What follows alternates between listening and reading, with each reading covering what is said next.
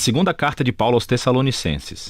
Não muito tempo após Paulo ter escrito a primeira carta aos Tessalonicenses, ele recebeu um relato sobre os cristãos de Tessalônica, e que os problemas que ele havia abordado naquela carta não só continuaram como tinham piorado. As perseguições se intensificaram e os cristãos tessalonicenses estavam confusos e assustados a respeito da volta de Jesus. Então Paulo enviou essa breve carta que foi planejada para 3 sessões e abordava os 3 problemas dessa igreja. Primeiro, Paulo oferece uma esperança no meio da perseguição contínua. Em seguida, ele oferece clareza sobre a chegada do dia do Senhor. E, finalmente, ele apresenta um desafio específico às pessoas ociosas que se recusavam a trabalhar em serviços normais. O fim de cada uma dessas sessões é claramente marcado por uma breve oração final. Paulo começa a carta com uma oração de agradecimento ao amor e à fidelidade contínua dos tessalonicenses e especialmente à sua resistência. Ele ficou sabendo que os seus vizinhos gregos, romanos e até mesmo os judeus intensificaram a perseguição a esses cristãos. Eles são uma minoria religiosa enfrentando uma opressão violenta e Paulo se preocupa com a possibilidade deles desistirem de Jesus caso a opressão piore. Então Paulo relembra-os, como fez na primeira carta, que o sofrimento deles por causa da sua associação com Jesus é uma maneira de participar do reino de Deus. Jesus se tornou rei através do seu sofrimento na cruz, e os seus seguidores mostrarão a sua vitória sobre o mundo imitando a paciência de Jesus e a sua resistência à não violência. Paulo também relembra-os que isso não durará para sempre, pois quando Jesus retornar, ele trará sua justiça sobre aqueles que os oprimiram e que derramaram o sangue dos inocentes.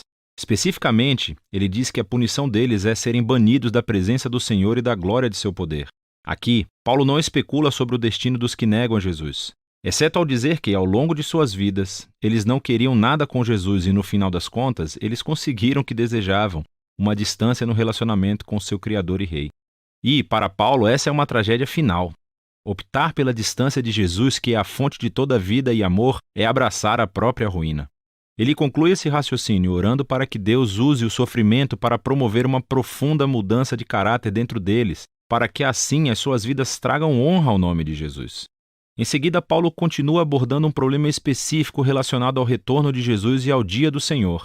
Alguém na igreja de Tessalônica estava espalhando informações erradas em nome de Paulo, dizendo que o ato final de justiça de Deus sobre a maldade humana, o dia do Senhor, já havia chegado sobre eles, e que essas pessoas provavelmente estavam prevendo datas sobre o fim de todas as coisas e assustando os cristãos.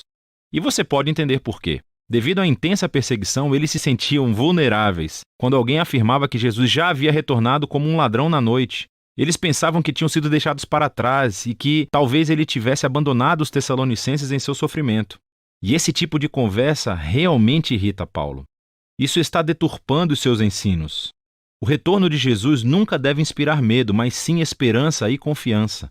Paulo os lembra de tudo que ele ensinou sobre o retorno de Jesus quando esteve na cidade e faz um breve resumo aqui.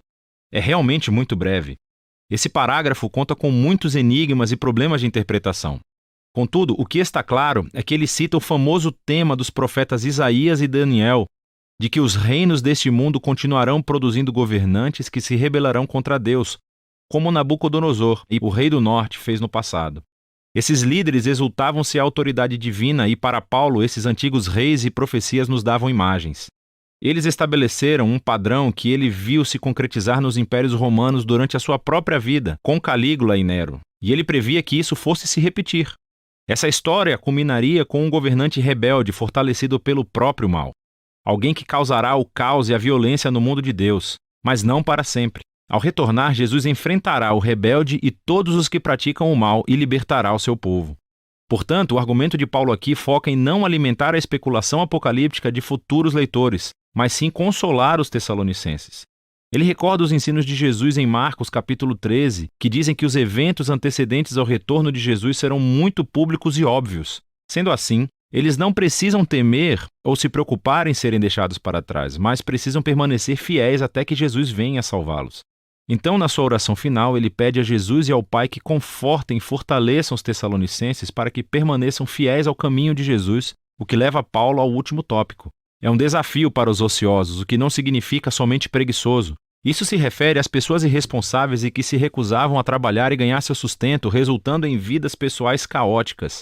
Realmente, Paulo já havia abordado esse problema em sua primeira carta e parece que tinha piorado. Agora, nós não sabemos com certeza o motivo por que algumas dessas pessoas dessa igreja se recusavam a trabalhar. É possível que esse problema esteja ligado ao anterior. Talvez algumas pessoas tenham pensado que se Jesus iria voltar em breve, eles poderiam abandonar os seus empregos e voltar à vida normal. Entretanto, é mais provável que Paulo estivesse abordando um problema relacionado a uma prática da cultura romana denominada patronagem. Havia pessoas pobres vivendo nas cidades e elas se tornavam clientes como se fossem assistentes pessoais de pessoas ricas. E eles viviam da generosidade ocasional, mas havia muitos interesses envolvidos. Às vezes isso envolvia os clientes no modo de vida moralmente corrupto do seu patrono, para não mencionar que isso gerava uma renda imprevisível. É a isso que Paulo parece se referir quando diz que essas pessoas levam uma vida desordenada. Elas não estão trabalhando, estão se metendo na vida dos outros. Paulo relembra-os de um exemplo que ele deu quando estava com eles. Ele não pediu pelo seu dinheiro, ele tinha um trabalho manual e pôde ganhar seu próprio sustento, para que pudesse servir aos Tessalonicenses de graça. Ele diz que isso é o ideal. Um seguidor de Jesus deve seguir o exemplo do amor de entrega de Jesus através do trabalho duro. Dessa maneira, eles podem se sustentar e as suas vidas podem ser um benefício para as outras. E ele conclui com uma oração final: que no meio de toda a confusão e sofrimento deles, Deus lhes conceda paz, através do Senhor Jesus, o Messias. Esta breve carta aos Tessalonicenses nos ajuda a perceber a antiga crença cristã no retorno de Jesus e a esperança na chegada do juízo final. Essas ideias não foram concebidas para criar especulações sobre cronogramas apocalípticos, senão para trazerem esperança. Elas inspiram a fé e a devoção a Jesus, especialmente para os cristãos perseguidos que enfrentavam oposição violenta. E assim, para as próximas gerações de cristãos, estando eles sob perseguição ou não, essa carta nos lembra de que aquilo em que você coloca a sua esperança molda a vida que você vive. E é disso que se trata a segunda carta aos Tessalonicenses.